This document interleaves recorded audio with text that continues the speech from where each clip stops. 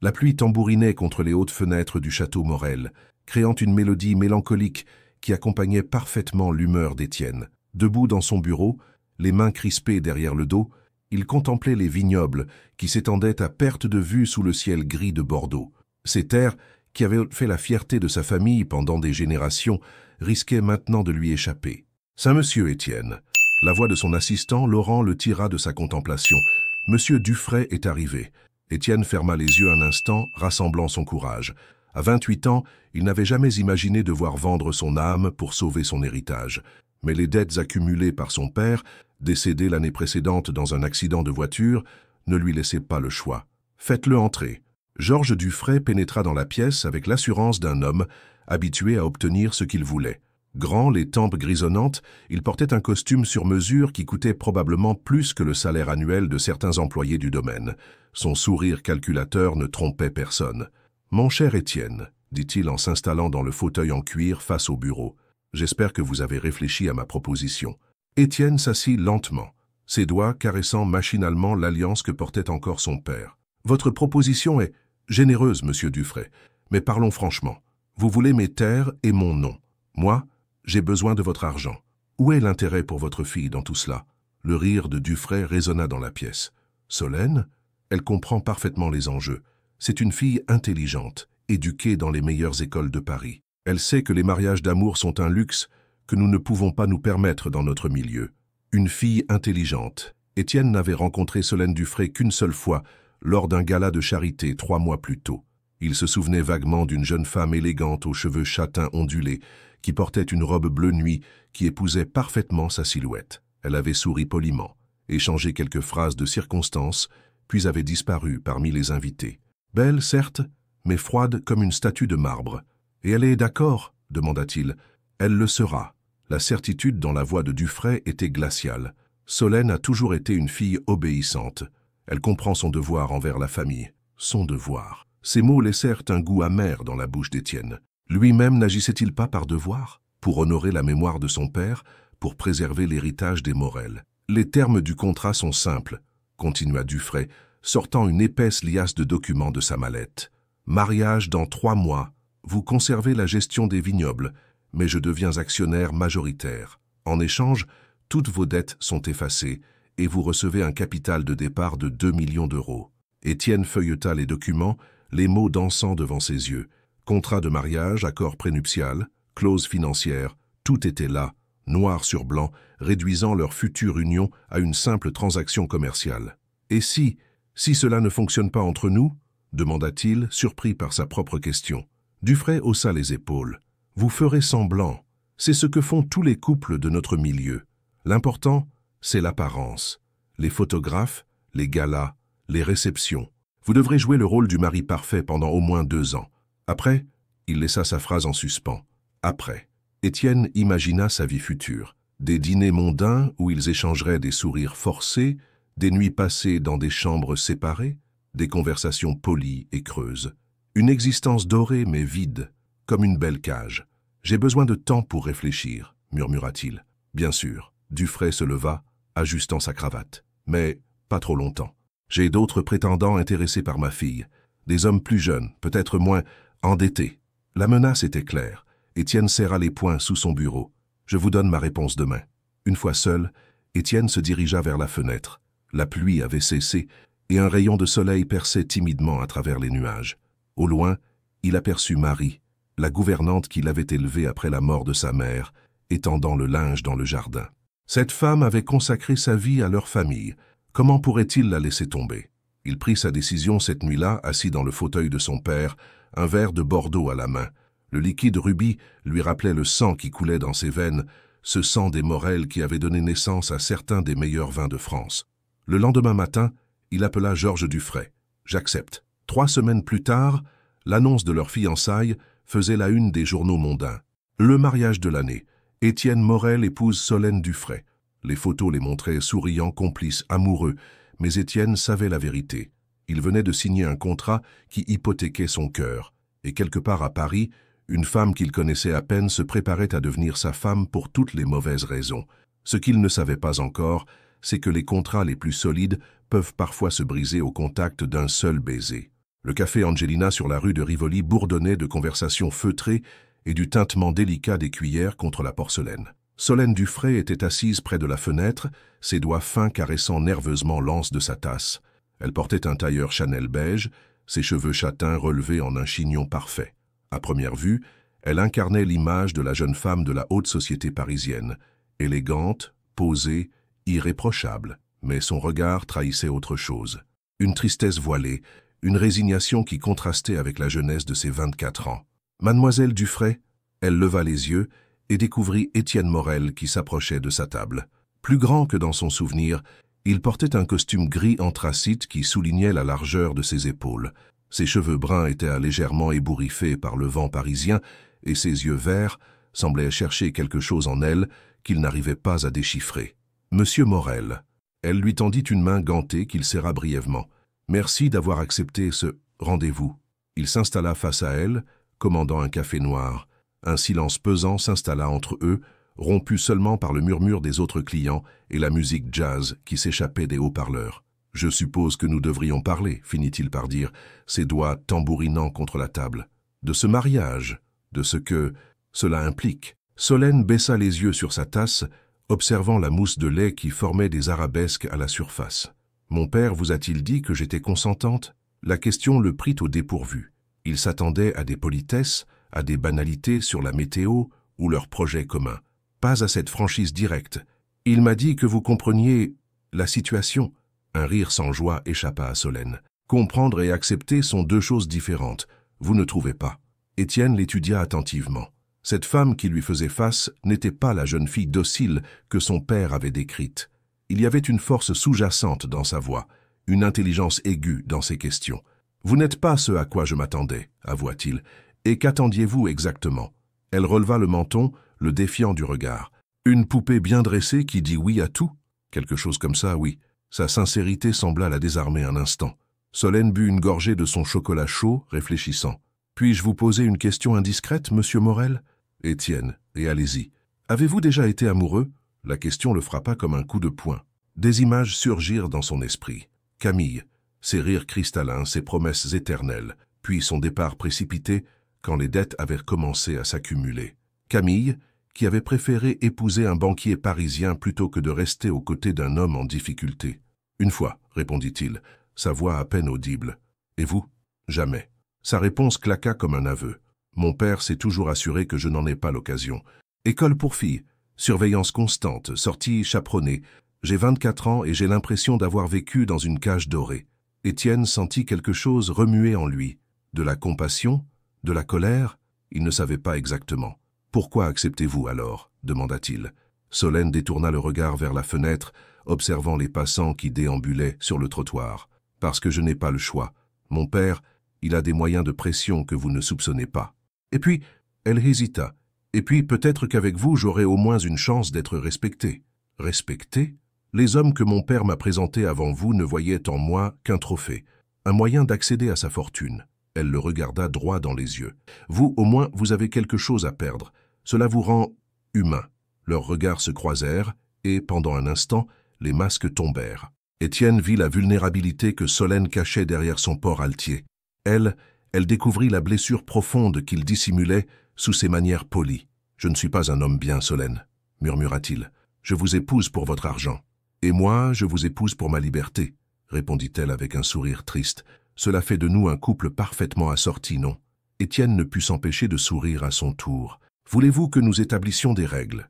Des règles pour notre mariage, nos arrangements. » Solène réfléchit un moment. « Pas d'amour, » dit-elle finalement. « Ce serait trop dangereux pour nous deux. »« Pas d'amour, » répéta-t-il, même si quelque chose en lui protestait déjà contre cette interdiction. « Respect mutuel, » ajouta-t-elle. « Respect mutuel. » Et elle hésita, rougissant légèrement. Et des chambres séparées. Étienne hocha la tête, même si l'idée lui laissait un goût étrange. « D'accord. » Ils restèrent silencieux un moment, scellant tacitement leur accord. Puis Solène consulta sa montre. « Je dois rentrer. Mon père m'attend pour dîner. » En se levant, elle laissa tomber son gant. Étienne se baissa pour le ramasser, et lorsqu'il le lui tendit, leurs doigts se frôlèrent. Le contact fut bref, mais suffisant pour qu'une étincelle traverse leur corps. « Merci, » murmura-t-elle troublée. « À bientôt. » Solène, Elle partit sans se retourner, mais Étienne resta assis encore longtemps, fixant la place qu'elle avait occupée. Pour la première fois depuis des mois, il se sentait moins seul. Cette femme qu'il allait épouser n'était pas celle qu'il avait imaginée. Elle était plus complexe, plus fragile, mais aussi infiniment plus dangereuse. Car malgré toutes leurs règles, malgré tous leurs accords, il savait déjà qu'il serait difficile de ne pas s'attacher à elle. Dans 3 mois, ils seraient mari et femme. Mais ce soir-là, en rentrant chez lui, Étienne se demandait si leur cœur résisterait longtemps aux clauses de leur contrat. Le salon d'essayage de la maison Dior bruissait d'activité. Solène se tenait immobile sur un petit podium, enveloppée dans une robe de mariée en soie ivoire qui épousait parfaitement ses courbes. Autour d'elle, 3 couturières s'affairaient, ajustant chaque pli, chaque dentelle, transformant le tissu en une œuvre d'art. « Magnifique !» soupira Véronique Dufray, la mère de Solène, en joignant les mains. « Tu es absolument rayonnante, ma chérie. » Solène observa son reflet dans le miroir sans dire un mot. La femme qui lui faisait face était belle, élégante, parfaite. Mais ses yeux restaient vides, comme si l'âme avait déserté ce corps paré pour un spectacle qu'elle n'avait pas choisi. « Maman ?» murmura-t-elle. « Puis-je te parler? En privé ?» Véronique fit signe aux couturières de sortir. Une fois seule, elle s'approcha de sa fille, ajustant délicatement le voile qui cascadait le long de ses cheveux. « Qu'est-ce qui te tracasse, mon cœur? As-tu été heureuse? Avec papa ?» La question surprit Véronique. Ses mains se figèrent sur le tissu délicat du voile. « C'est une question étrange, Solène. Maman, s'il te plaît, dis-moi la vérité. » Véronique détourna le regard, ses doigts nerveux lissant une dentelle imaginaire. « Le bonheur. Le bonheur, c'est quelque chose de complexe. Ton père et moi, nous avons construit quelque chose de solide, de respectable. Mais l'amour ?» Un silence pesant s'installa. Véronique contempla sa fille dans le miroir, voyant en elle le reflet de sa propre jeunesse sacrifiée. L'amour est un luxe que nous ne pouvons pas toujours nous offrir, ma chérie. Mais l'affection, la complicité, cela peut naître avec le temps. Solène ferma les yeux. Avec le temps. Combien de femmes avant elle avaient prononcé ces mots comme une prière, espérant qu'ils se transforment en prophétie. Pendant ce temps, à Bordeaux, Étienne arpentait les allées de ses vignobles, tentant de calmer les pensées qui tourbillonnaient dans son esprit. Laurent marchait à ses côtés, un dossier épais sous le bras. « Les invitations ont toutes été envoyées », annonça son assistant. « 300 personnes confirment leur présence. La presse sera également présente pour couvrir l'événement. »« La presse », répéta Étienne avec amertume, « parce qu'il faut que notre mascarade soit publique, bien sûr. » Laurent s'arrêta, l'observant attentivement. « Monsieur Étienne, si je puis me permettre, vous semblez différent depuis votre rencontre avec mademoiselle Dufray. » « Différent comment ?»« Plus troublé. Comme si quelque chose vous préoccupait au-delà des considérations financières. » Étienne cueillit une grappe de raisin, observant les grains qui mûrissaient sous le soleil d'automne. « Cette femme n'est pas celle que j'attendais, Laurent. Elle est... oui, dangereuse. » Laurent fronça les sourcils. « Dangereuse ? Elle me fait ressentir des choses que je pensais avoir enterrées. » Étienne écrasa un grain entre ses doigts, observant le jus pourpre qui coulait sur sa paume. « Et cela risque de compliquer considérablement notre arrangement. » 3 semaines avant le mariage, Georges Dufray organisa un dîner familial dans son hôtel particulier du 16e arrondissement. L'immense salle à manger, éclairée par un lustre en cristal de baccarat, accueillait une dizaine de convives triés sur le volet, familles proches et associés d'affaires. Solène était assise en face d'Étienne, leurs regards se croisant régulièrement par-dessus les coupes en cristal et les arrangements floraux. Elle portait une robe noire simple, qui soulignait la pâleur de sa peau et l'éclat de ses yeux. Lui arborait un costume sombre qui accentuait sa prestance naturelle. « Alors, Étienne » lança Charles Fontaine, un ami de longue date de Georges. Nerveux à l'approche du grand jour, Étienne but une gorgée de Bordeaux, un millésime de ses propres vignobles, avant de répondre. Impatient plutôt. Son regard se posa sur Solène au moment où il prononça ces mots. Elle rougit légèrement, baissant les yeux vers son assiette. « Et vous, Solène » continua Fontaine. « Prête à devenir Madame Morel ?»« J'ai hâte de découvrir Bordeaux, » répondit-elle diplomatiquement. « Les vignobles doivent être magnifiques en cette saison. »« Oh, ils le sont !» intervint Étienne, sa voix prenant une nuance plus chaude, surtout au coucher du soleil, quand la lumière dorée caresse les feuilles. « C'est magique. » La passion sincère dans sa voix surprit toute la tablée. Pour la première fois de la soirée, Étienne parlait avec son cœur, non avec sa tête. Solène le regardait intensément, comme si elle découvrait une facette inattendue de sa personnalité. « J'aimerais beaucoup voir cela. » murmura-t-elle. Je vous le montrerai, promit-il, leurs yeux se soutenant dans un échange silencieux qui n'échappa à personne. Georges Dufray observait ce petit manège avec satisfaction. L'alchimie entre sa fille et son futur gendre dépassait ses espérances. Un couple qui s'entendait bien ferait meilleure figure en société. Après le dîner, tandis que les invités se dispersaient dans les salons pour le digestif, Solène s'éclipsa discrètement dans le jardin d'hiver. La pièce baignait dans une douce lumière tamisée, les plantes exotiques créant une atmosphère intimiste et apaisante. Elle sursauta, en entendant des pas derrière elle. « Excusez-moi, » dit Étienne en s'approchant. « Je vous cherchais. »« Vous me cherchiez ?»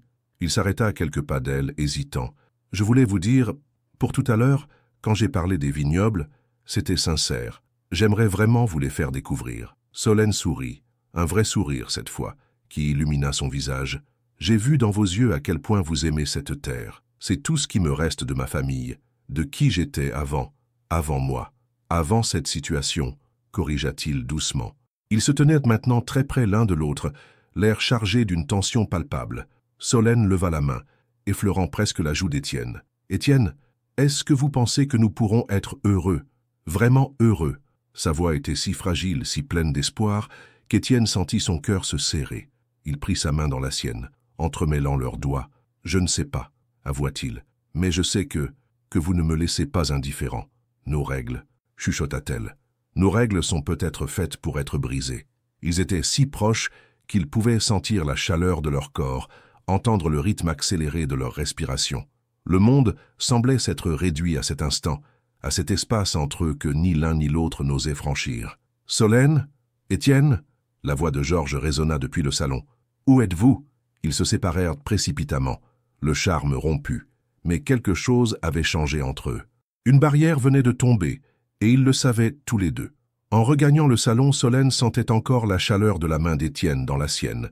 Dans 3 semaines, elle serait sa femme, et pour la première fois depuis l'annonce de ce mariage, cette perspective ne lui faisait plus peur. Elle lui faisait envie. L'hôtel Four Seasons George V scintillait de 1000 feux. La réception prénuptiale organisée par Georges Dufray rassemblait le gratin parisien dans ses salons aux dorures éclatantes. Hommes d'affaires influents, aristocrates, personnalités politiques et journalistes mondains se mêlaient dans un ballet social parfaitement orchestré. Solène évoluait parmi les invités dans une robe en soie émeraude qui épousait ses formes avec une élégance saisissante. Les bijoux de famille Dufray ornaient son cou et ses poignets, transformant chacun de ses gestes en une symphonie de reflets cristallins. Mais malgré sa beauté radieuse, son sourire semblait sculpté dans le marbre. « Mademoiselle Dufray » susurra Antoine Mercier, un banquier d'affaires aux tempes argentées, « vous êtes éblouissante ce soir. »« Merci, monsieur Mercier. » Sa voix restait polie mais distante. « Dites-moi, n'est-ce pas dommage qu'une femme aussi remarquable que vous épouse un homme aux finances incertaines ?» Le sourire de Solène se crispa imperceptiblement. « Je crains de ne pas comprendre votre sous-entendu. »« Oh, allons, » continua Mercier en se rapprochant, son haleine chargée de whisky. « Tout Paris sait que Morel est ruiné. Votre père vous sacrifie pour sauver ses vignobles de pacotille. » Avant que Solène puisse répondre, une voix grave résonna derrière elle. « Je crois que vous vous trompez d'interlocutrice, Mercier. » Étienne apparut à côté d'elle, imposant dans son smoking noir. Ses yeux verts lançaient des éclairs dangereux, et sa mâchoire était crispée de colère contenue. « Morel ?» dit Mercier avec un sourire narquois. « Justement, j'expliquais à votre charmante fiancée les réalités du marché matrimonial. Et moi, je vous suggère de vous occuper de vos propres affaires. » Le ton d'Étienne était glacial. « Avant que je ne décide de m'intéresser aux vôtres. » Mercier pâlit légèrement. La réputation d'Étienne n'était plus à faire dans les cercles d'affaires, et malgré ses difficultés financières, il restait un adversaire redoutable. Bien sûr, bien sûr. Il s'inclina précipitamment. Passé une excellente soirée. Une fois seule, Solène se tourna vers Étienne, troublée par la fureur qu'elle avait perçue dans sa voix. « Vous n'étiez pas obligé de... » « Si. » Il la regarda intensément. « Personne n'a le droit de vous parler ainsi. Même si c'est la vérité, même si c'est la vérité. » Leurs regards se soutinrent un instant, lourds de sous-entendus. Puis l'orchestre entama une valse et les couples se dirigèrent vers la piste de danse. « Vous dansez » demanda Étienne en lui tendant la main. « Je ne suis pas sûr que ce soit sage, » murmura-t-elle, mais sa main trouvait déjà la sienne. Il l'entraîna au centre de la piste, sa main se posant naturellement sur sa taille. Elle était si proche qu'il pouvait sentir son parfum délicat, un mélange de jasmin et de bergamote qui lui donnait le vertige.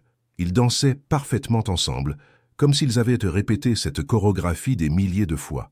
Autour d'eux, les autres couples s'effaçaient progressivement, créant une bulle d'intimité dans laquelle ils semblaient seuls au monde. « Solène, murmura-t-il, sa voix rauque, je dois vous dire quelque chose. »« Quoi ?» Son souffle caressait son oreille. « Ces 3 dernières semaines, vous avez chamboulé toutes mes certitudes. » Elle leva les yeux vers lui, surprise par sa sincérité. « Comment ça ? Je pensais pouvoir contrôler cette situation, vous épouser, honorer notre contrat et garder mon cœur à l'écart. » Il la fit tourner, la ramenant contre lui avec une grâce fluide. « Mais vous me rendez fou. Étienne ?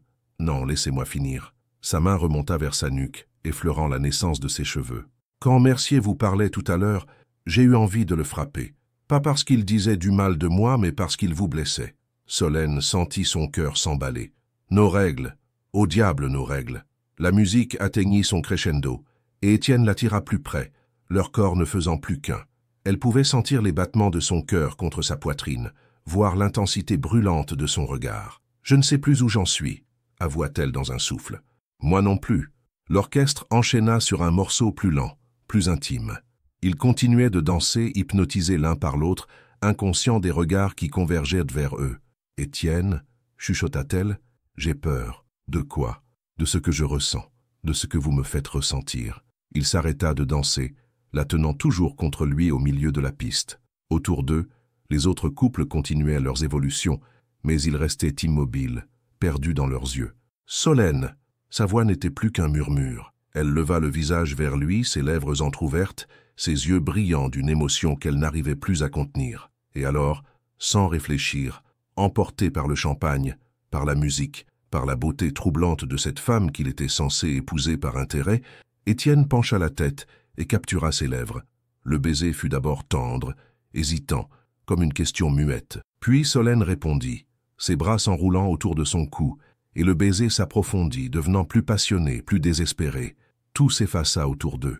Les murmures des invités, les flashs des photographes, les regards réprobateurs ou amusés. Il n'y avait plus que cette fusion parfaite, cette évidence troublante qu'ils étaient faits l'un pour l'autre. Quand ils se séparèrent enfin, à bout de souffle, ils restèrent front contre front, tremblants. « Mon Dieu !» souffla Solène. « Qu'est-ce qu'on vient de faire ?»« On vient de tout changer, » répondit Étienne, ses doigts caressant délicatement sa joue. Soudain, les applaudissements éclatèrent. Toute l'assemblée les regardait, certains avec attendrissement, d'autres avec curiosité. Georges Dufray arborait un sourire satisfait, convaincu que ce baiser n'était qu'une mise en scène parfaitement calculée. Mais Étienne et Solène savaient la vérité. Ce baiser avait brisé toute leur défense, anéanti leur belle résolution et transformé leur mariage de convenance en quelque chose de infiniment plus dangereux, en quelque chose qui ressemblait terriblement à de l'amour. Plus tard dans la soirée, tandis qu'ils regagnaient leurs voitures respectives, Solène se retourna une dernière fois vers Étienne. « Qu'est-ce qui va nous arriver maintenant ?» demanda-t-elle. Il la regarda longuement, ses yeux reflétant le même trouble que les siens. « Je n'en sais rien, avoua-t-il, mais je sais qu'il n'y a plus de retour en arrière possible. Dans une semaine, ils seraient mari et femme. Mais désormais, ce ne serait plus par obligation. Ce serait par amour. Un amour qui terrifiait autant qu'il les émerveillait. » Solène n'avait pas fermé l'œil de la nuit. Allongée dans son lit au drap de soie, elle fixait le plafond de sa chambre, ses doigts effleurant inconsciemment ses lèvres. Le goût du baiser d'Étienne y persistait encore, troublant et enivrant. Qu'est-ce qui va nous arriver maintenant? Sa propre question résonnait en boucle dans son esprit. En l'espace d'un instant, tout avait basculé. Ce mariage qu'elle appréhendait comme une prison dorée était devenu une promesse d'amour. Mais cette transformation la terrifiait plus que tout. Son téléphone vibra sur la table de nuit. Un message d'Étienne. « Il faut qu'on parle. » Café habituel, 14 heures. Elle contempla l'écran un long moment avant de répondre « J'y serai ». À Bordeaux, Étienne arpentait les couloirs du château comme un lion en cage. Le baiser de la veille avait révélé une vérité qu'il tentait désespérément de nier. Il était en train de tomber amoureux de Solène, vraiment amoureux. « Monsieur Étienne ?» Marie, la gouvernante, apparut dans l'embrasure de la porte. « Votre petit déjeuner est prêt. »« Merci, Marie, mais je n'ai pas faim. » La vieille femme l'observa attentivement. Elle l'avait élevé après la mort de sa mère et savait déchiffrer chacune de ses expressions. « Cette jeune fille vous tracasse, n'est-ce pas ?» Étienne s'arrêta net. « Pourquoi dites-vous cela ?» Parce que je vous connais, mon petit, et parce que votre regard a changé depuis que vous l'avez rencontré. Il se laissa tomber dans un fauteuil, passant une main lasse sur son visage. « Marie, qu'est-ce que je fais si je suis en train de l'aimer? Vous l'aimez ou vous l'épousez pour l'argent? Les deux, avoua-t-il dans un murmure. Et c'est ça le problème. » Marie s'approcha, posant une main maternelle sur son épaule. « L'amour n'est jamais un problème, Étienne. C'est la seule chose qui donne un sens à tout le reste. Mais si elle découvre que mes sentiments ont commencé après notre arrangement, si elle pense que je joue la comédie pour m'assurer de sa fortune, alors vous devrez lui prouver le contraire. » Le café Angelina était moins bondé qu'à l'accoutumée. Solène était arrivée en avance, commandant un chocolat chaud qu'elle ne touchait pas. Ses mains tremblaient légèrement, trahissant sa nervosité. Quand Étienne apparut, son cœur fit un bond dans sa poitrine. Il était plus beau que dans ses souvenirs, ses cheveux légèrement ébouriffés par le vent, ses yeux verts inquiets. « Solène !» Il s'assit face à elle, cherchant son regard. « Étienne !» Un silence pesant s'installa entre eux, chargé de tout ce qu'il n'osait pas dire. « À propos d'hier soir, commença-t-il. Vous regrettez ?» l'interrompit-elle, sa voix plus fragile qu'elle ne l'aurait voulu. « Non. » Sa réponse fusa, ferme et sincère. « Jamais. Et vous ?» Elle secoua la tête, incapable de mentir. « Alors où est le problème ?» Solène leva enfin les yeux vers lui, et il y lut une peur profonde, viscérale. « Le problème, c'est que j'ai passé ma vie à me protéger de l'amour, à construire des murs pour ne jamais souffrir comme ma mère a souffert. Comment a-t-elle souffert?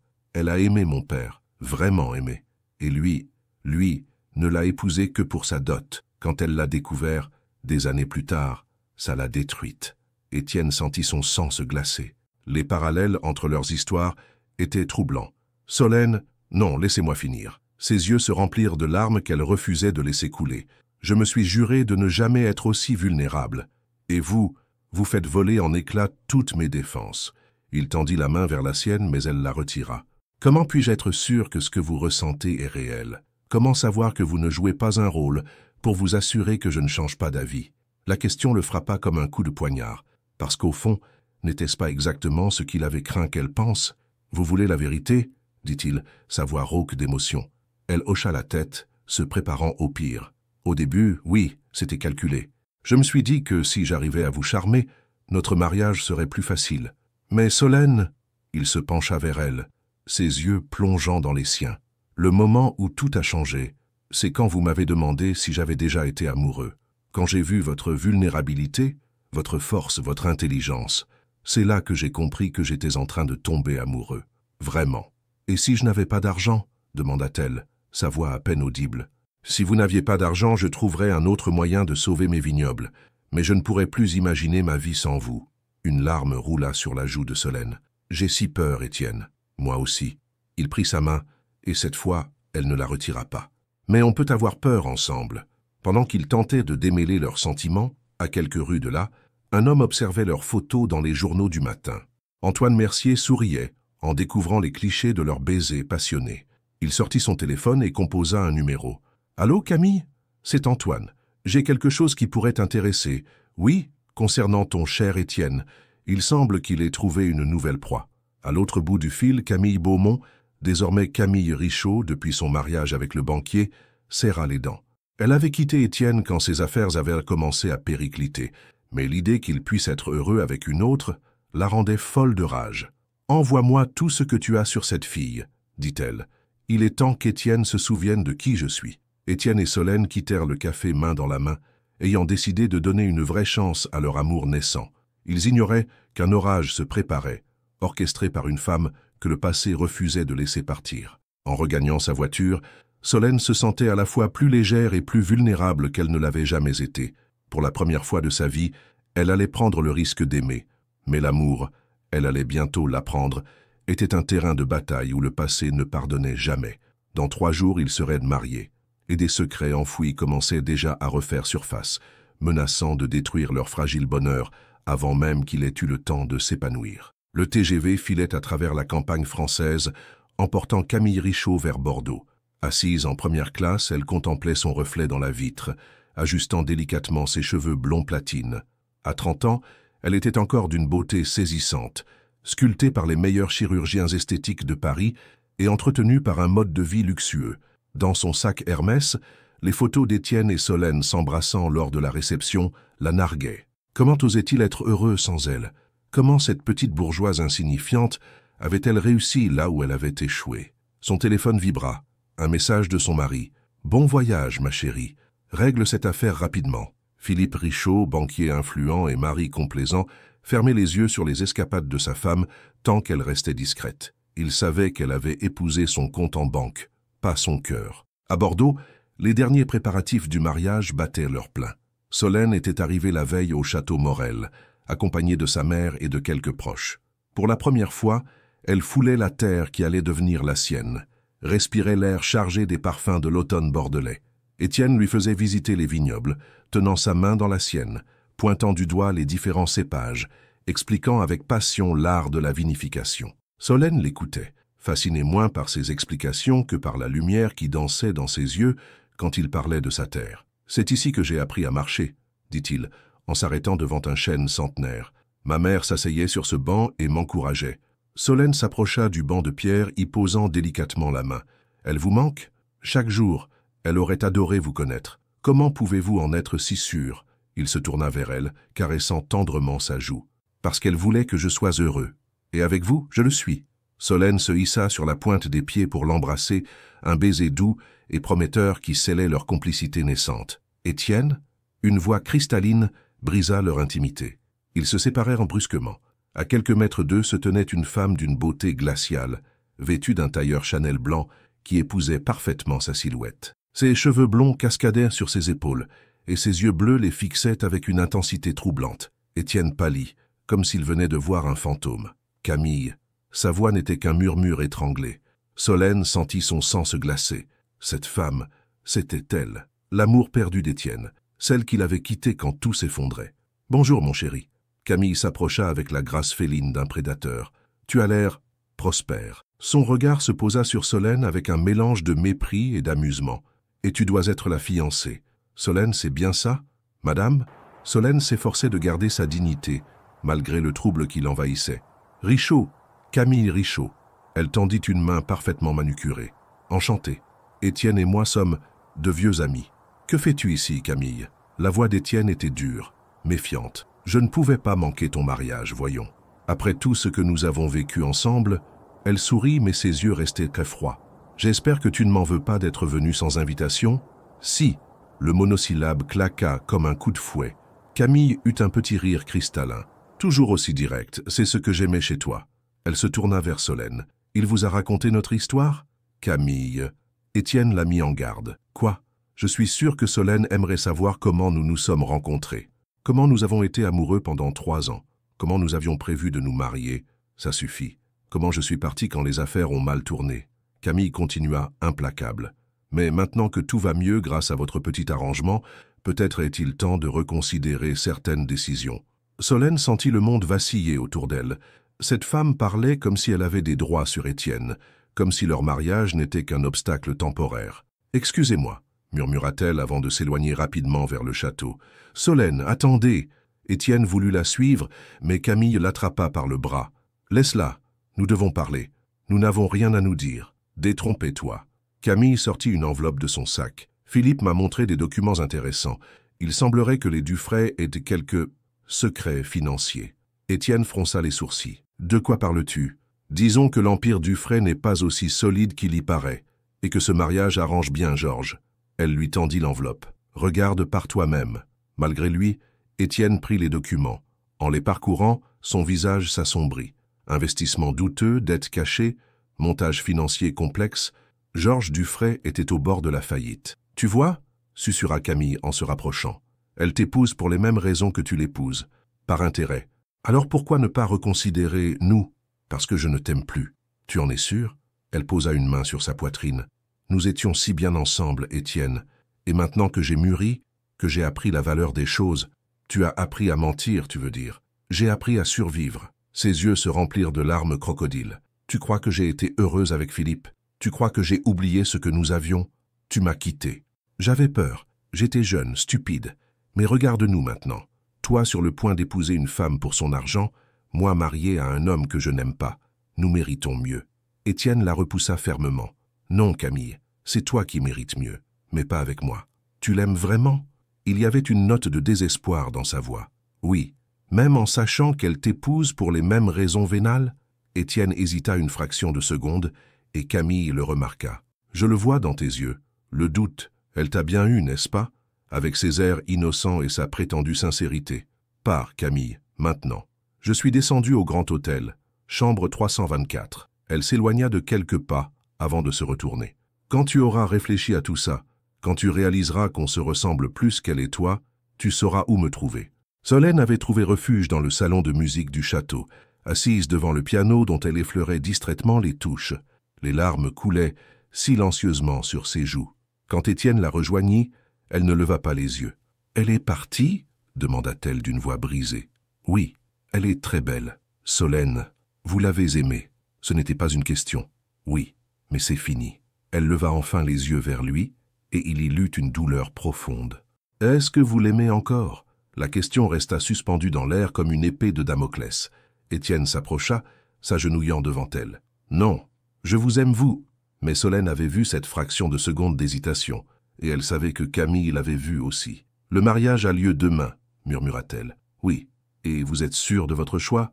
Étienne prit ses mains dans les siennes. « Absolument sûr. » Mais alors qu'il prononçait ces mots, les documents de Camille brûlaient dans sa poche comme un rappel amer que rien n'était jamais simple quand l'amour se mêlait aux affaires, et quelque part en ville, Camille souriait en défaisant ses bagages.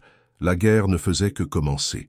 L'église Saint-Michel de Bordeaux n'avait jamais été aussi resplendissante. Des centaines de roses blanches ornaient les piliers gothiques, leurs pétales créant un tapis immaculé le long de l'allée centrale. Les rayons du soleil matinal filtraient à travers les vitraux, projetant des reflets multicolores sur l'assemblée en tenue de gala. Dans la sacristie, Étienne ajustait sa cravate pour la 10e fois, ses mains tremblant imperceptiblement.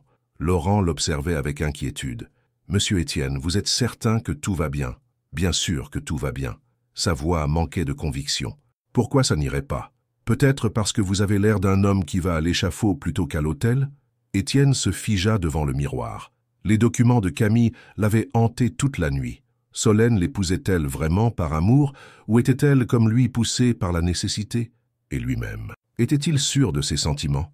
Ou se mentait-il pour rendre cette union plus supportable? « Laurent, » murmura-t-il, « que feriez-vous si vous découvriez que la femme que vous aimez vous épouse pour les mêmes raisons que vous l'épousez? Je me dirais que c'est un excellent point de départ pour une relation honnête. » Étienne le regarda, surpris par cette réponse pragmatique. « Au moins, vous partez sur un pied d'égalité. Pas de mensonges, pas d'illusions. Juste deux personnes qui ont besoin l'une de l'autre et qui peut-être apprendront à s'aimer vraiment. » De l'autre côté de la ville, dans la suite nuptiale du Grand Hôtel, Solène contemplait son reflet dans la psyché ancienne. La robe Dior épousait parfaitement sa silhouette, transformant la jeune femme en princesse de conte de fées, mais ses yeux trahissaient une angoisse profonde. Véronique Dufray s'affairait autour d'elle, ajustant un pli ici, une boucle là, parlant sans discontinuer pour masquer sa propre nervosité. « Tu es magnifique, ma chérie. Étienne va en perdre la tête. »« Maman !» Solène interrompit le babillage maternel. « Papa vous a-t-il dit pourquoi il tenait tant à ce mariage ?» Véronique se figea, un peigne à la main. « Que veux-tu dire ?»« La véritable raison, au-delà des convenances sociales et des beaux discours. Solène, c'est ton jour de mariage. »« Ce ne sont pas des questions. Maman, s'il vous plaît. » La voix de Solène était ferme, presque suppliante. « J'ai besoin de savoir. » Véronique posa lentement le peigne, ses épaules s'affaissant sous le poids d'un secret trop lourd. « Nous avons des difficultés financières. Importantes. » Le cœur de Solène se serra. Camille avait dit vrai. « Depuis quand ?»« 2 ans. Ton père a fait de mauvais investissements, des placements risqués qui ont mal tourné. » Les larmes perlaient aux yeux de Véronique. « Il ne voulait pas que tu le saches. Il ne voulait pas que tu nous voies diminuer. Et ce mariage? C'est notre planche de salut. Avec l'alliance Morel-Dufray, nous pourrons stabiliser nos finances et moi dans tout ça ?» La voix de Solène se brisa. « Qu'est-ce que je deviens? Un pion dans vos stratégies financières? Non, ma chérie, non. Ton père t'aime. Nous t'aimons. Mais parfois, l'amour oblige à faire des choix difficiles. » Solène ferma les yeux, luttant contre les larmes qui menaçaient de ruiner son maquillage. Ainsi, elle et Étienne étaient dans la même situation, 2 naufragés s'accrochant au même radeau. Mais était-ce suffisant pour construire un amour véritable? Dans l'église, les invités prenaient place. 300 personnes de la haute société bordelaise et parisienne, toutes vêtues de leurs plus beaux atours. Au premier rang, Georges Dufray arborait un sourire satisfait, ignorant les regards inquiets que lui lançait sa femme. Philippe Richaud était assis quelques rangs derrière, consultant discrètement son téléphone. Sa femme était introuvable depuis la veille au soir, mais il s'en moquait. Camille avait ses obsessions, et tant qu'elle ne le compromettait pas publiquement, il la laissait faire. L'orgue entonna les premières notes de la marche nuptiale. L'assemblée se leva dans un bruissement de soie et de velours. Étienne apparut au bout de l'allée, imposant dans son smoking noir. Malgré ses tourments intérieurs, il irradiait une prestance naturelle qui fit soupirer plusieurs invités. Puis ce fut au tour de Solène. Elle apparut au bras de son père, éblouissante dans sa robe blanche, son voile de dentelle flottant derrière elle comme un nuage. Chaque pas résonnait dans le silence religieux de l'assemblée. Leurs regards se croisèrent, et pendant un instant, tous les doutes s'évanouirent. Il n'y avait plus que cette évidence. Ils s'aimaient. Peut-être leurs raisons initiales étaient-elles vénales, mais ce qu'ils ressentaient maintenant était pur et sincère. Georges remit la main de sa fille à Étienne, qui la serra doucement dans la sienne. « Mes bien chers frères, » commença le prêtre, « nous voici réunis pour célébrer l'union de Solène et Étienne. » Pendant que les formules rituelles s'égrenaient, Étienne ne quittait pas Solène des yeux. Elle était si belle, si fragile dans cette robe immaculée. Il voulait la protéger, l'aimer, lui donner tout ce qu'elle n'avait jamais eu. Si quelqu'un s'oppose à cette union, qu'il parle maintenant ou se taise à jamais. Le silence était total. Même les oiseaux semblaient retenir leur souffle. C'est alors que les lourdes portes de l'église s'ouvrirent avec fracas. Camille Richaud apparut dans l'embrasure, vêtue d'une robe rouge sang qui contrastait violemment avec la pureté du lieu. Ses talons claquaient sur les dalles de pierre, tandis qu'elle remontait l'allée centrale, indifférente aux murmures scandalisés de l'assemblée. « Pardonnez-moi, dit-elle d'une voix claire qui résonna sous les voûtes, mais je ne peux pas laisser faire ça. » Solène devint livide. Étienne serra sa main plus fort, comme pour l'ancrer à lui. « Madame, intervint le prêtre, cette cérémonie est sacrée. Je vous prie de... » « Cette cérémonie est une mascarade, » l'interrompit Camille en s'arrêtant devant l'autel. « Ces deux personnes ne s'aiment pas, ils s'épousent par intérêt, chacun ayant besoin de l'argent de l'autre. » Un tollé s'éleva de l'assemblée.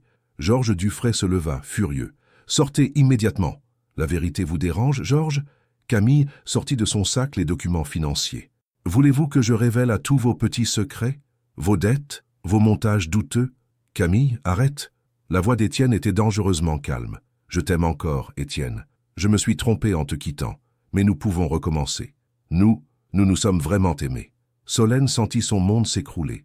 Sous les regards de 300 personnes, son mariage de conte de fées se transformait en cauchemar public. « Vous voulez connaître la vérité ?» dit-elle soudain, sa voix portant clairement dans le silence stupéfait. Elle se tourna vers l'assemblée, droite et digne malgré l'humiliation. « Oui, nos familles ont des problèmes financiers. Oui, ce mariage arrange nos deux parties. Mais savez-vous ce que cette femme ignore ?» Elle se tourna vers Étienne, ses yeux brillants de larmes et de détermination. « C'est que malgré tout ça, malgré les calculs et les arrangements, je suis tombée amoureuse de cet homme. Vraiment amoureuse. » Sa voix se brisa légèrement. « Et si lui ne m'aime pas, si tout cela n'est qu'un mensonge de sa part, alors au moins j'aurais eu le courage de dire la vérité. » Étienne lâcha sa main et se tourna vers Camille. « Tu veux la vérité?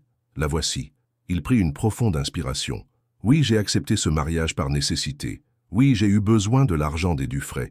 Mais tu sais ce qui s'est passé ?» Il se retourna vers Solène, prenant son visage entre ses mains. « Je suis tombé amoureux de la femme la plus courageuse, la plus intelligente et la plus belle qu'il m'ait été donné de rencontrer. Et si elle veut bien de moi, je passerai le reste de ma vie à lui prouver que son amour n'est pas vain. » Il s'agenouilla devant elle, sous le regard médusé de l'assemblée. « Solène Dufray, acceptez-vous de m'épouser, non par obligation, non par intérêt, mais par amour ?»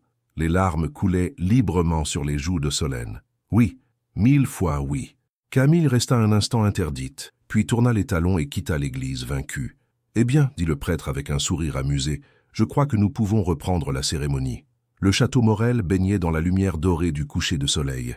La réception battait son plein dans les jardins à la française, les invités ayant rapidement oublié l'incident de l'église pour se concentrer sur les festivités. L'orchestre jouait des valses romantiques et le champagne coulait à flots.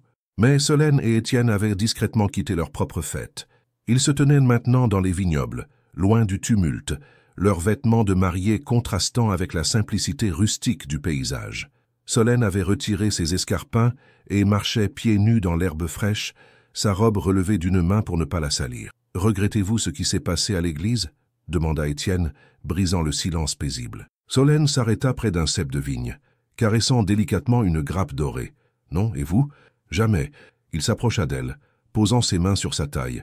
Mais je me demande si nous réalisons vraiment ce dans quoi nous nous sommes embarqués. C'est-à-dire, nous venons de révéler nos secrets les plus intimes devant 300 personnes. Nos familles sont ruinées, nos motivations initiales étaient vénales, et nous voici mariés par amour. Il sourit avec ironie. Ce n'est pas exactement le conte de fées classique. Solène se retourna dans ses bras, levant les yeux vers lui. Tant mieux. Les contes de fées sont ennuyeux. Et si l'amour ne suffisait pas, si nos problèmes financiers nous rattrapaient, si... Elle posa un doigt sur ses lèvres. Étienne, arrêtez. Nous avons pris notre décision. Nous l'avons prise devant Dieu et devant les hommes. Maintenant, nous devons nous faire confiance. Il captura sa main, embrassant tendrement ses doigts. Vous avez raison, mais il y a des choses que vous devez savoir. Sur moi, sur ma famille, sur ce château. Tout, dans la bibliothèque du château, éclairée par la lueur dansante des bougies, Étienne révéla à sa femme les secrets qu'il avait gardés enfouis. L'alcoolisme de son père qui avait précipité la ruine familiale, les dettes de jeu qui s'accumulaient depuis des années, la honte qu'il avait rongée après la mort de son père, quand il avait découvert l'ampleur du désastre. « J'ai pensé au suicide », avoua-t-il, sa voix à peine audible. L'hiver dernier, quand les créanciers menaçaient de saisir le château, je me disais que c'était la seule façon honorable de m'en sortir. Solène sentit son cœur se serrer. « Qu'est-ce qui vous a arrêté ?»« Marie. Elle m'a trouvé dans le bureau de mon père, avec le revolver familial.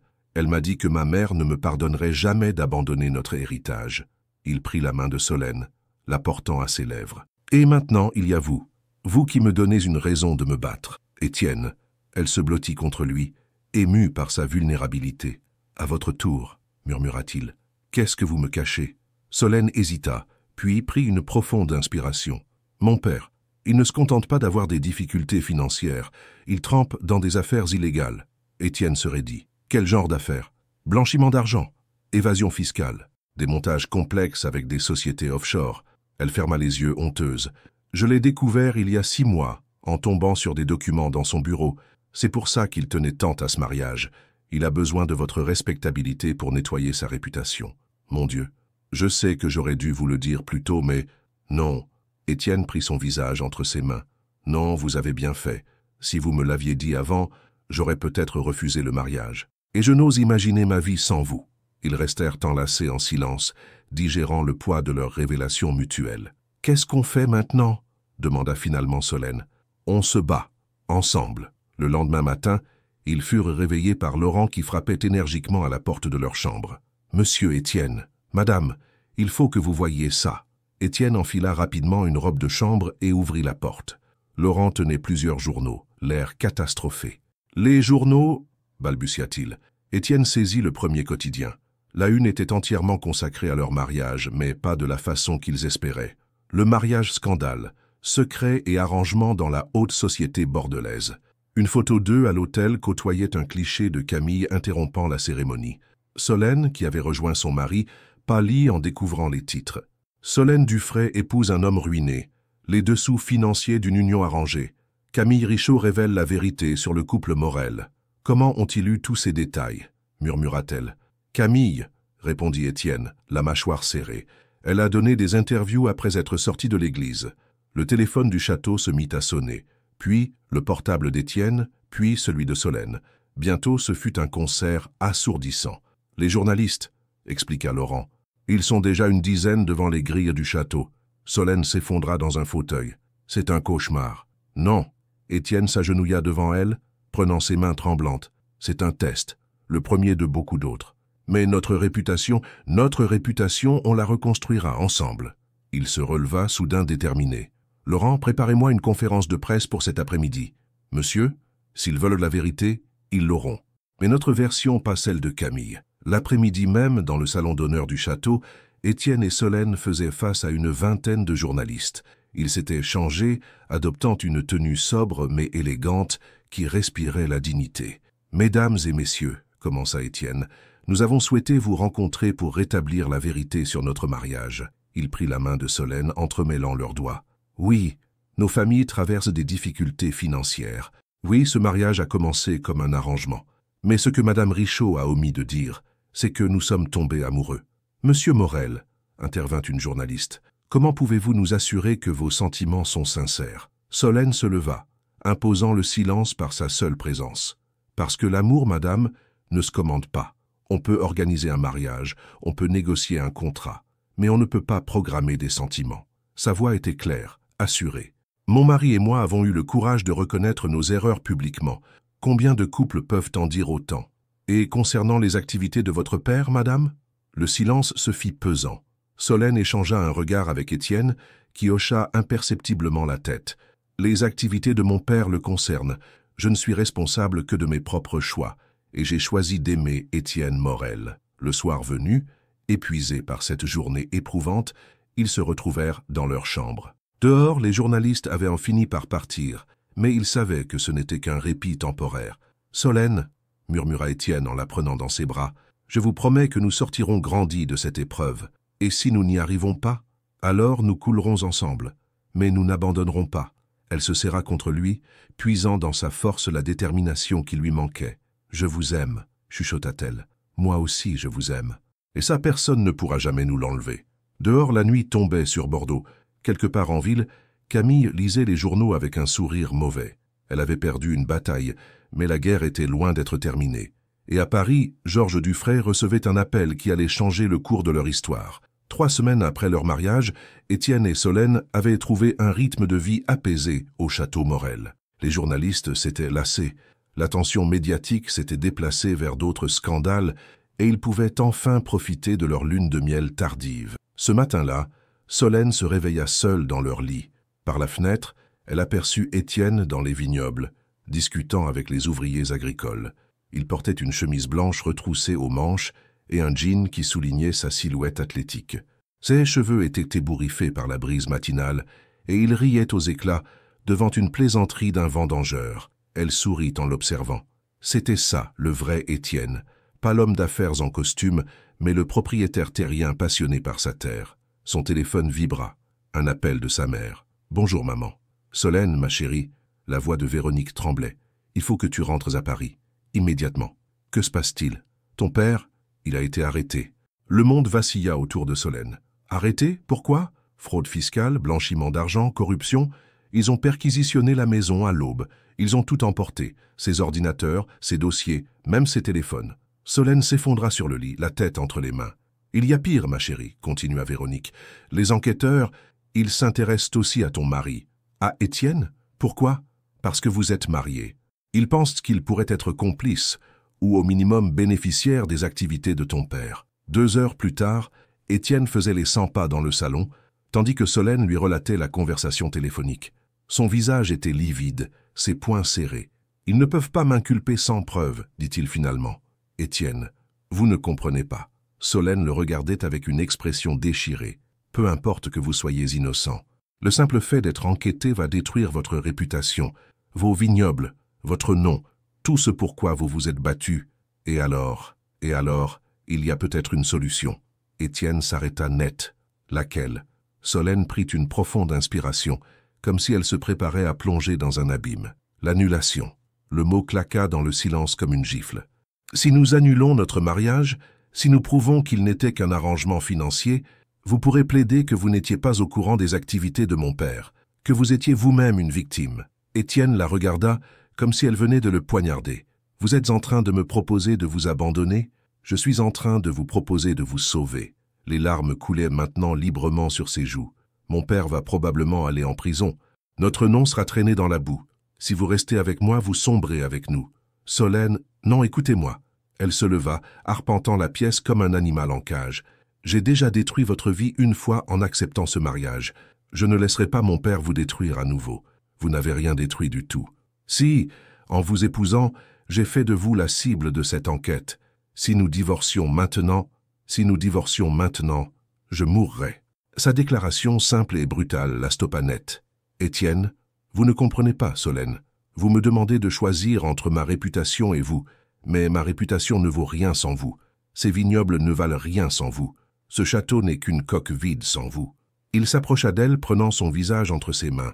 Nous avons dit pour le meilleur et pour le pire. J'imagine que c'est ça, le pire.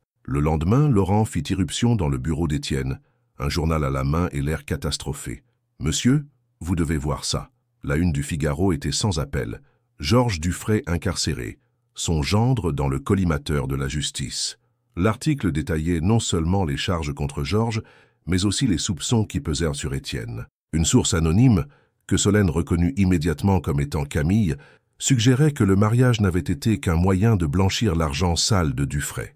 « Ils veulent me convoquer pour un interrogatoire demain », annonça Étienne après avoir raccroché son téléphone. « Et moi le surlendemain », ajouta Solène.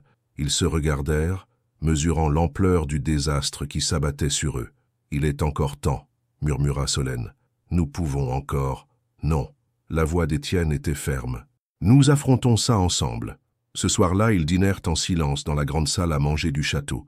L'atmosphère était lourde, chargée de non-dits et d'angoisse. « Étienne, » dit finalement Solène, « il faut que je vous dise quelque chose. » Il leva les yeux de son assiette intouchée. « Si tout s'effondre, si vous allez en prison par ma faute, je ne me le pardonnerai jamais.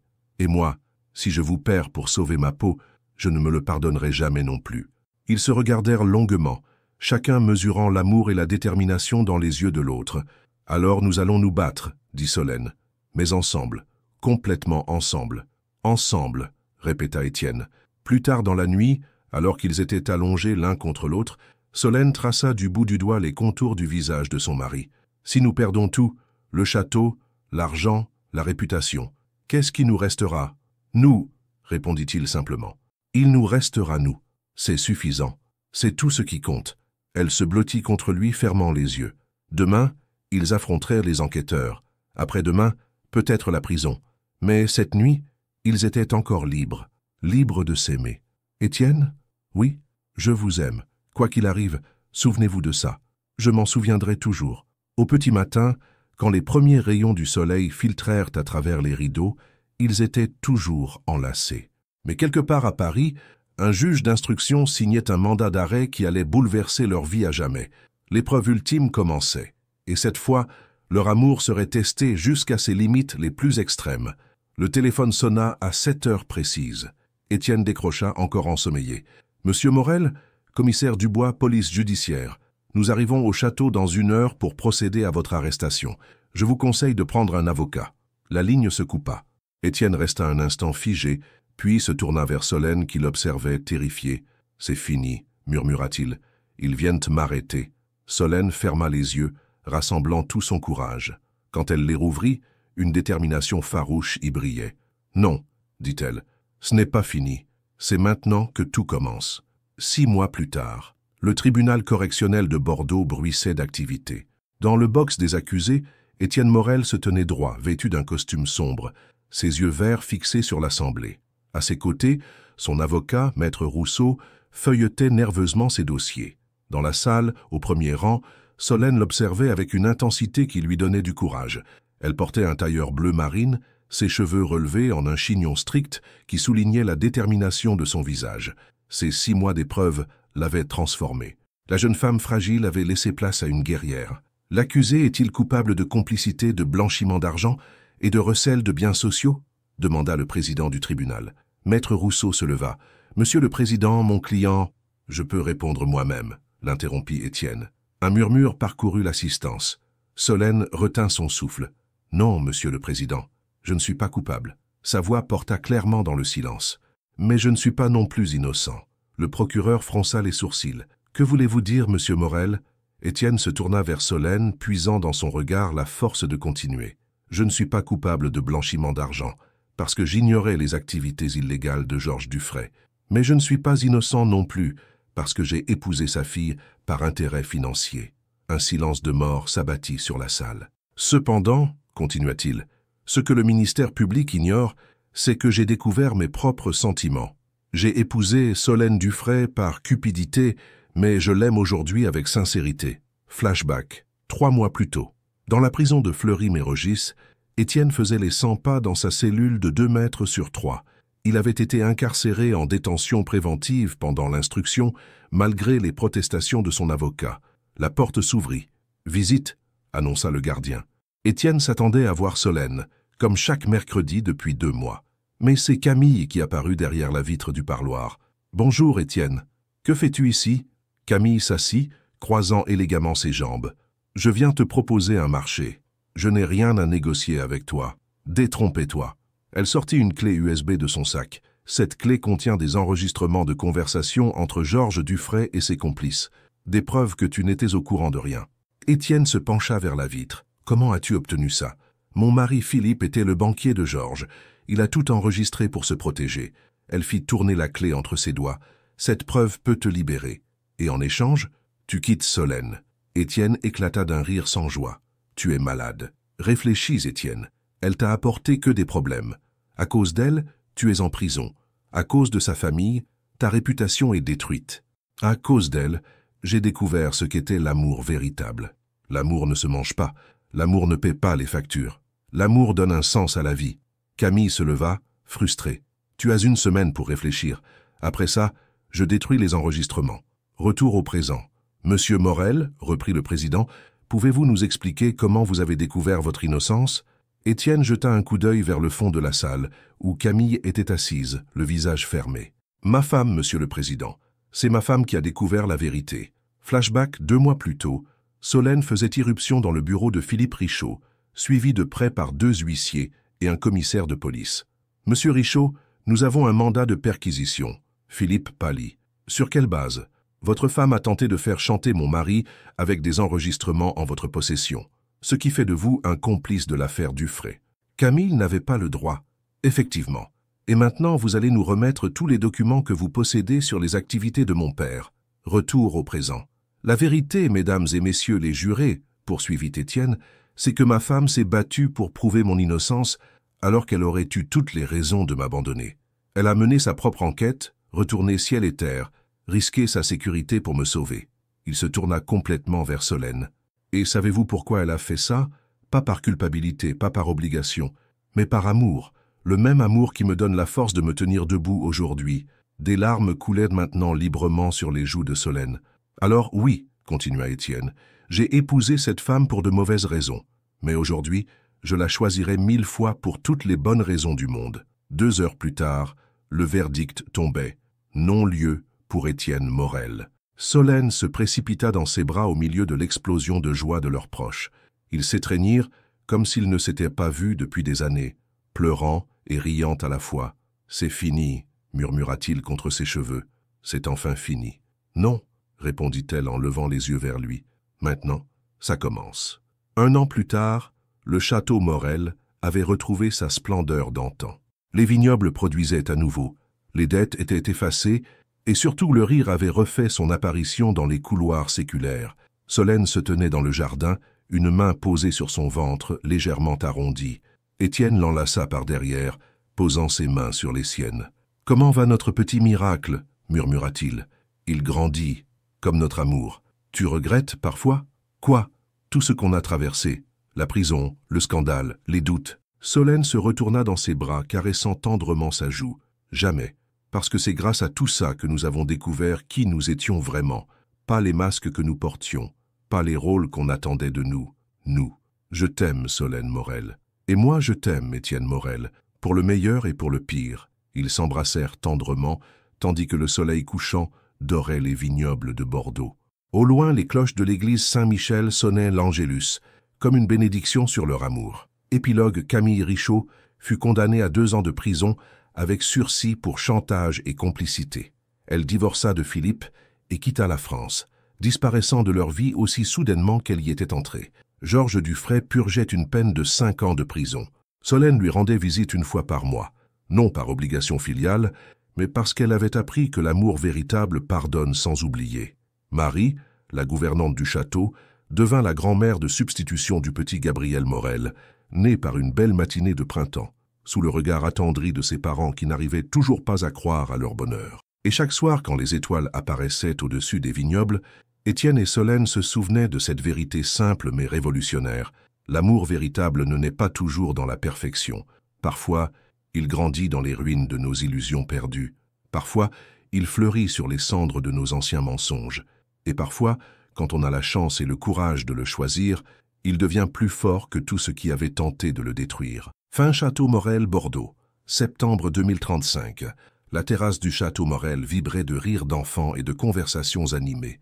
C'était le jour du 10e anniversaire de mariage d'Étienne et Solène, et ils avaient décidé de célébrer entourés de leur famille et de leurs amis les plus proches. Gabriel, maintenant âgé de 9 ans, courait entre les tables avec sa petite sœur Élise, 6 ans, poursuivant les papillons qui voltigeaient autour des rosiers. Leurs cheveux châtains brillaient sous le soleil de septembre, mélange parfait des traits de leurs parents. « Maman, papa, regardez ce que j'ai trouvé !» Gabriel brandissait une coccinelle posée délicatement sur son index. Solène, rayonnante dans une robe fluide couleur lavande, s'agenouilla pour admirer la découverte de son fils. À 34 ans, elle avait gagné en assurance et en sérénité. Ses yeux pétillaient de cette joie profonde que donne une vie épanouie. « Elle est magnifique, mon cœur, dit-elle, en ébouriffant tendrement ses cheveux. Mais il faut la libérer maintenant. Elle a sûrement une famille qui l'attend. » Gabriel souffla délicatement et la coccinelle s'envola vers les vignobles qui s'étendaient à perte de vue. « 10 ans, murmura Étienne en rejoignant sa femme. Qui l'aurait cru? Il avait gardé cette prestance naturelle qui l'avait toujours caractérisé, mais son regard s'était adouci. Les épreuves l'avaient mûri sans l'aigrir, et l'amour de Solène l'avait transformé en l'homme qu'il avait toujours rêvé d'être. « Moi, répondit Solène en se blottissant contre lui. Dès notre premier baiser, j'ai su que nous étions destinés à durer, même pendant les moments difficiles, surtout pendant les moments difficiles. » Ils observèrent leurs invités dispersés dans le jardin. Laurent, devenu directeur des opérations du domaine, racontait des anecdotes à un groupe d'amis. Marie, maintenant âgée de 75 ans mais toujours alerte, surveillait les enfants avec un sourire attendri. « Tu te souviens de notre liste de règles ?» demanda Étienne avec amusement. « Pas d'amour » récita Solène en riant. « Nous n'avons pas été très obéissants, heureusement. » Plus tard dans la soirée, quand les derniers invités furent partis et que les enfants furent couchés, Étienne et Solène se retrouvèrent seuls sur leur terrasse privée. Le ciel étoilé de Bordeaux s'étendait au-dessus d'eux comme un dais scintillant. « J'ai quelque chose pour toi, » dit Étienne en sortant un petit écrin de sa poche. « Étienne, nous avions dit pas de cadeau. Ce n'est pas un cadeau, c'est une promesse. » Il ouvrit l'écrin, révélant une alliance sertie de diamants discrets mais d'une beauté saisissante. « Notre première alliance a été échangée par obligation, » dit-il en prenant sa main gauche. « Celle-ci, je te l'offre par choix, par amour, pour les 10 prochaines années, et toutes celles qui suivront. » Les larmes aux yeux, Solène tendit sa main. « Oui, 1000 fois oui. » Il glissa l'alliance à son doigt, à côté de la première, symbole de leurs 2 histoires, celle qu'ils avaient subie et celle qu'ils avaient choisie. « Tu sais ce qui m'émerveille le plus ?» dit Solène, en contemplant les 2 bagues à son doigt. « Quoi ? Nous avons construit notre bonheur sur les ruines de nos illusions. Nous avons transformé un mariage arrangé en histoire d'amour. Nous avons prouvé que même les commencements les plus tordus peuvent mener aux plus belles fins. » Étienne la prit dans ses bras, la faisant tournoyer comme le soir de leur première danse. « Et nous ne sommes qu'au début, » murmura-t-il contre ses lèvres. « Comment peux-tu en être si sûr ? Parce que chaque jour, je tombe un peu plus amoureux de toi. Après 10 ans, j'ai l'impression que nous découvrons encore qui nous sommes ensemble. » Le lendemain matin, Solène se réveilla la première, comme souvent.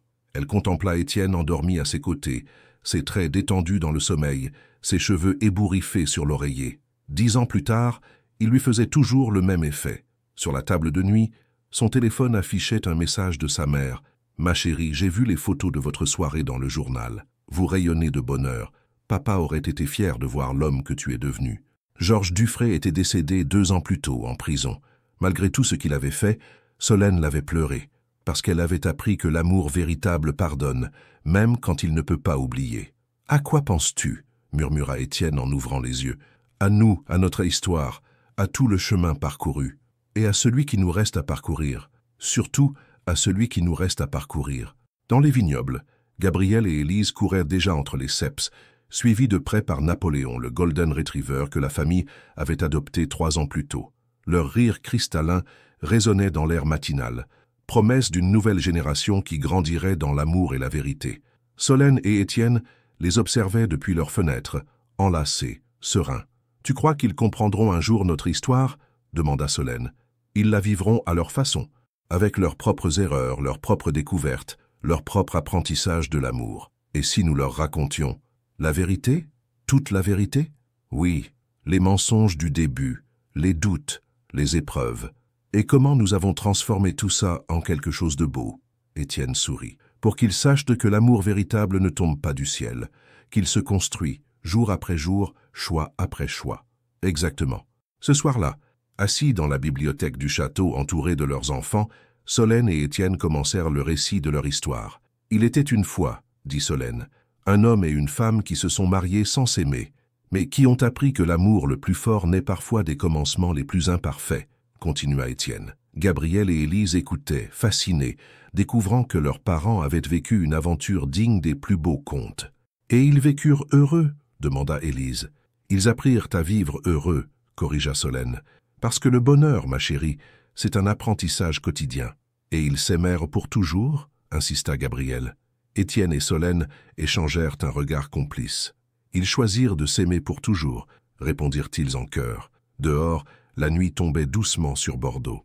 Dans le château Morel, une famille unie par l'amour le plus authentique, celui qui se choisit et se construit jour après jour, se préparait pour une nouvelle nuit, dans l'attente d'un nouveau jour. Et quelque part dans les étoiles, l'histoire continuait de s'écrire. Une page à la fois, un sourire à la fois, un choix d'amour à la fois. Car les plus belles histoires ne finissent jamais vraiment. Elles se transforment simplement en nouvelles légendes, transmises de génération en génération, rappelant à chacun que l'amour véritable existe. Il suffit d'avoir le courage de le choisir. Fin définitive. Si vous découvriez que votre grand amour a commencé par intérêt financier, mais s'est ensuite transformé en passion véritable, pourriez-vous pardonner et aller de l'avant? Ou croyez-vous qu'une relation n'est valable que si elle naît de sentiments purs dès le début? Pensez au parcours de Solène et Étienne. Ils ont prouvé qu'il est possible de transformer un mariage arrangé en l'amour le plus profond et sincère. Mais vous, pourriez-vous voir au-delà des motivations initiales et vous concentrer sur ce qui compte vraiment, l'amour qui s'épanouit jour après jour? Votre participation sur la chaîne est très importante. S'il vous plaît, laissez votre opinion dans les commentaires. Merci d'avoir regardé. Vos réactions sont très importantes pour notre travail. Laissez-nous un commentaire pour nous dire ce que vous pensez et d'où vous regardez. N'oubliez pas de vous abonner à la chaîne et d'activer les notifications pour ne rien manquer.